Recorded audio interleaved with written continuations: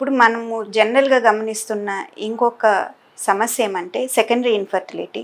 అంటే మొదట బిడ్డ పుట్టిన తర్వాత చాలామందికి 4 ఏండ్లు 5 ఏండ్లు అయిన తర్వాత మళ్ళీ పిల్లలు కలగకపోవటం. అంటే మెయిన్ కారణం అంటే ఫస్ట్ పీరియడ్స్ ప్రాబ్లం డెవలప్ అవ్వచ్చు, కొందరికి పీసీఓడి వల్ల కూడా సెకండరీ ఇన్ఫర్టిలిటీ డెవలప్ అవ్వచ్చు. రెండోది భర్తలో డయాబెటీస్ డెవలప్ అయ్యి కణాలు తగ్గడం అనేది కూడా జరగచ్చు.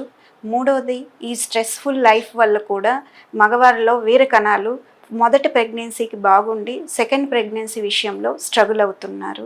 నాలుగవది ఈ ఇన్ఫెక్షన్స్ వల్ల ఒక్కొక్కసారి ట్యూబ్స్ బ్లాక్ అయ్యే అవకాశం ఎక్కువ ఉంది.